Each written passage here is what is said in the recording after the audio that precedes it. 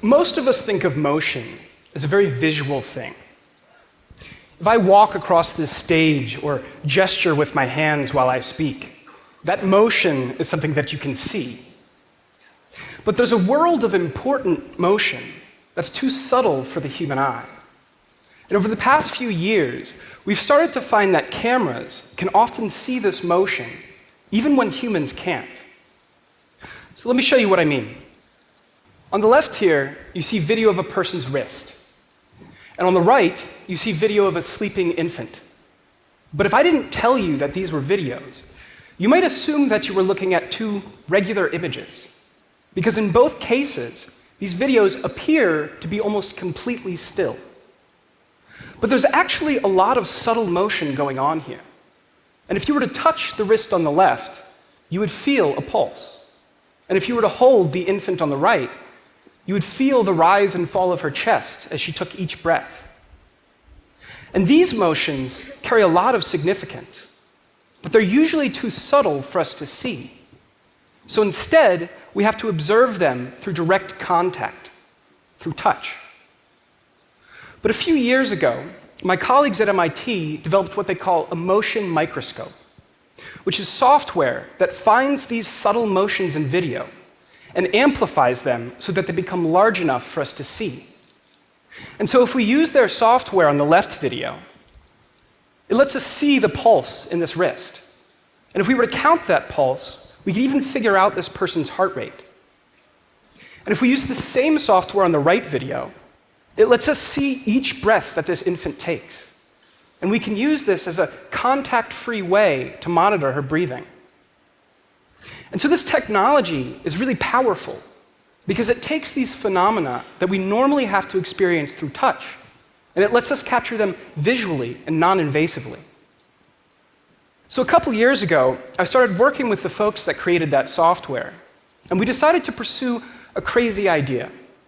We thought, it's cool that we can use software to visualize tiny motions like this, and you can almost think of it as a way to extend our sense of touch. But what if we could do the same thing with our ability to hear?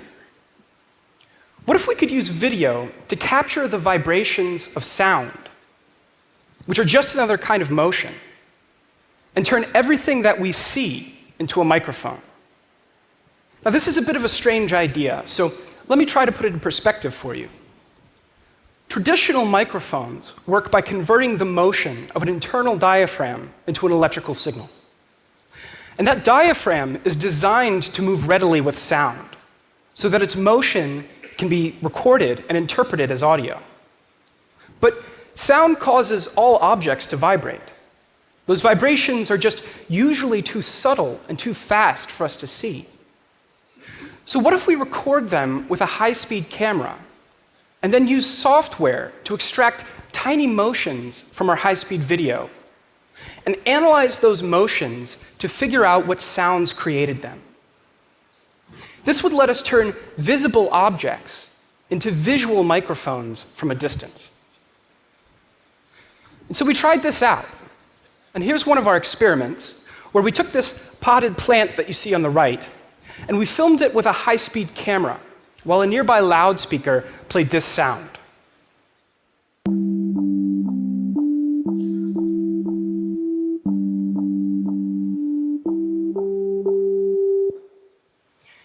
And so here's the video that we recorded.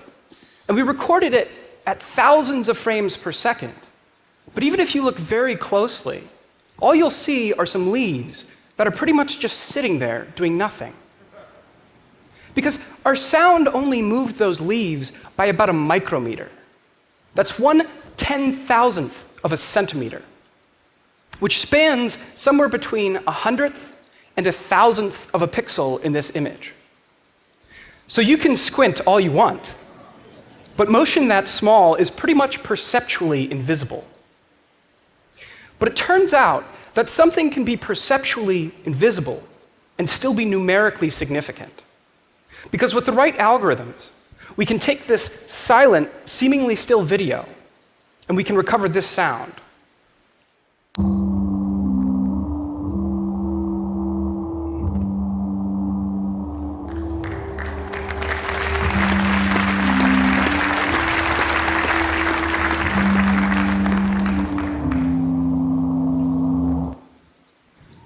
how is this possible?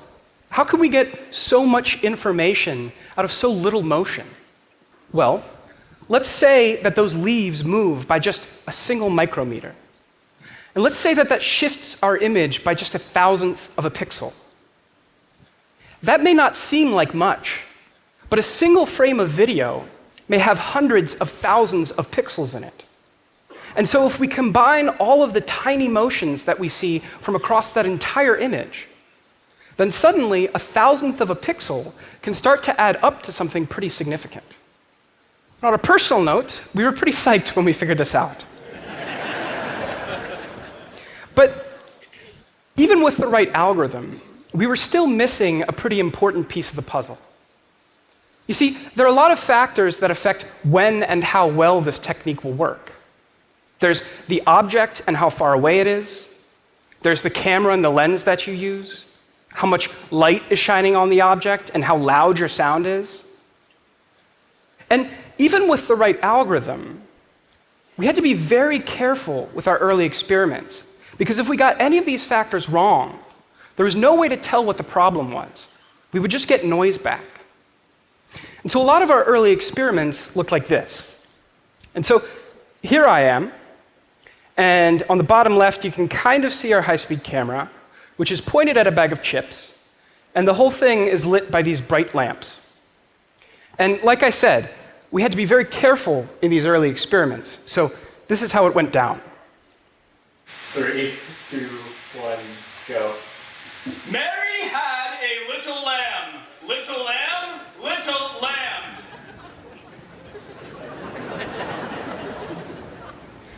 So this experiment looks completely ridiculous. I mean, I'm screaming at a bag of chips, and we're blasting it with so much light, we literally melted the first bag we tried this on. But ridiculous as this experiment looks, it was actually really important, because we were able to recover this sound.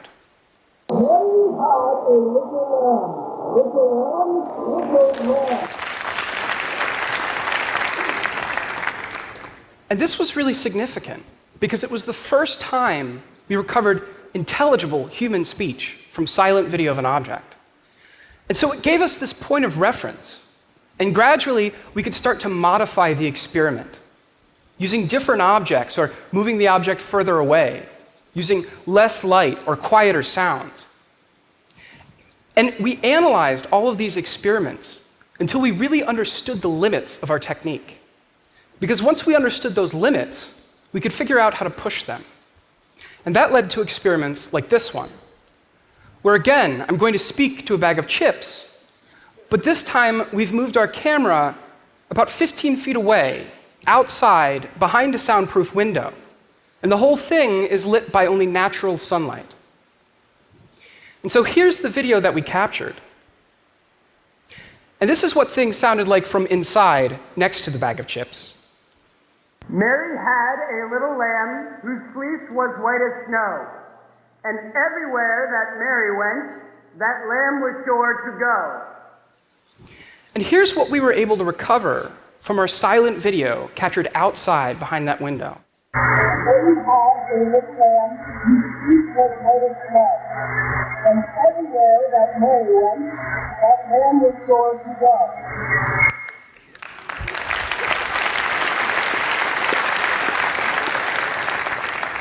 And there are other ways that we can push these limits as well. So here's a quieter experiment where we filmed some earphones plugged into a laptop computer. And in this case, our goal was to recover the music that was playing on that laptop from just silent video of these two little plastic earphones.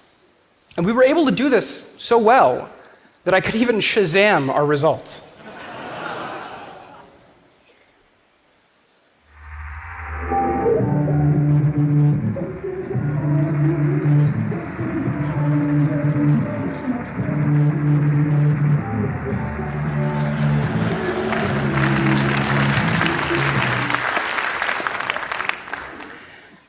We can also push things by changing the hardware that we use.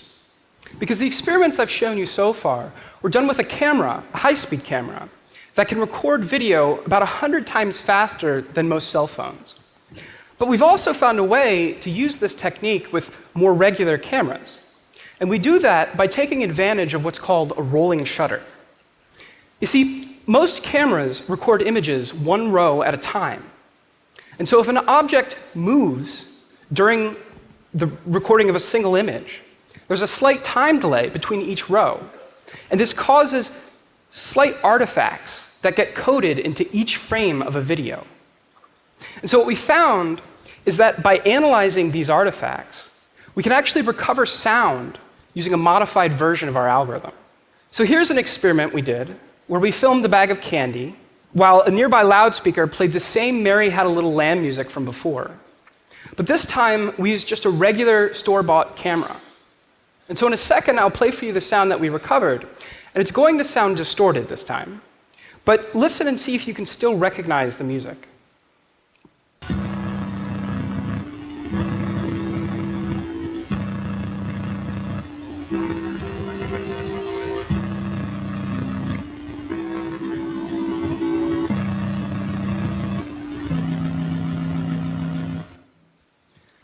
And so, again, that sounds distorted.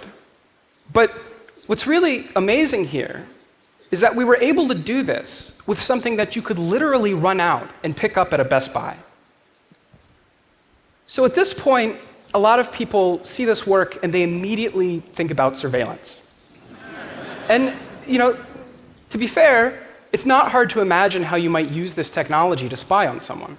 But keep in mind that there's already a lot of very mature technology out there for surveillance.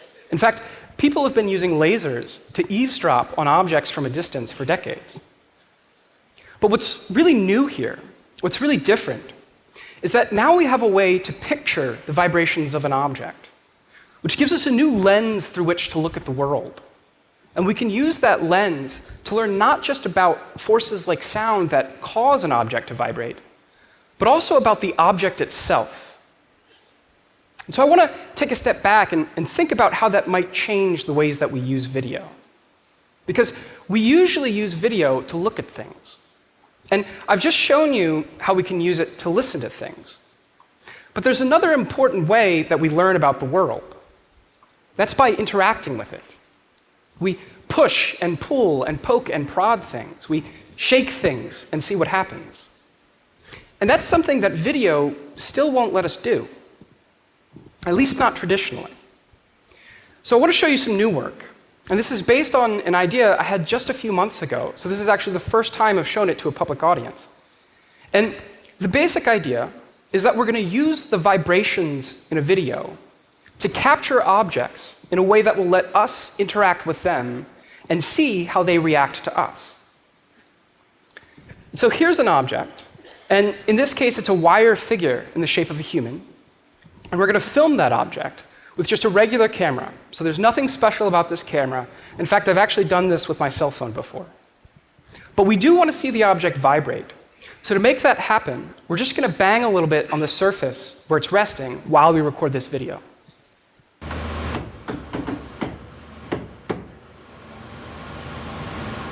And so that's it.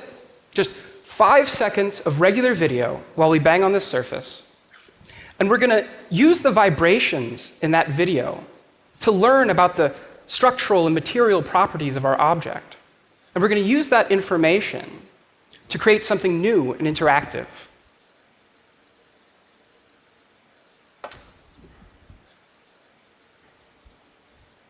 And so here's what we've created. And it looks like a regular image.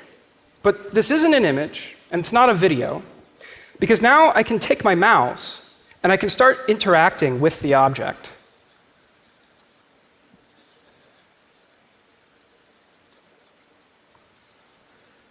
And so what you see here is a simulation of how this object would respond to new forces that we've never seen before. And we created it from just 5 seconds of regular video.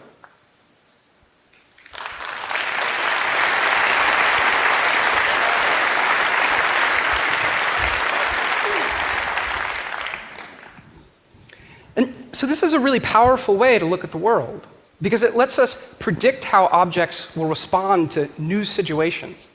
And you can imagine, for instance, looking at an old bridge and wondering what would happen, how would that bridge hold up if I were to drive my car across it? And that's a question that you probably want to answer before you start driving across that bridge. And of course, there are going to be limitations to this technique, just like there were with the visual microphone. But we found that it works in a lot of situations that you might not expect, especially if you give it longer videos. So for example, here's a video that I captured of a bush outside of my apartment. And I didn't do anything to this bush.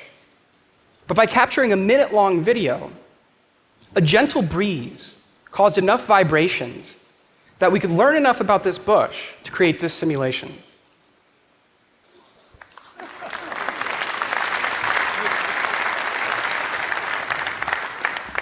And so you could imagine giving this to a film director and letting him control, say, the strength and direction of wind in a shot after it's been recorded.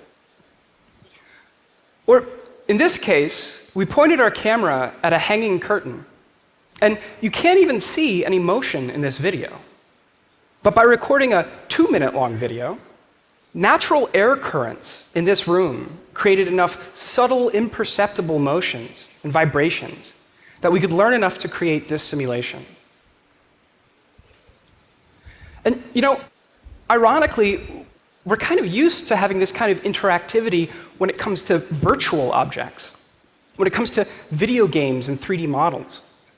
But to be able to capture this information for real objects in the real world using just simple, regular video is something new that has a lot of potential. So here are the amazing people who worked with me on these projects. And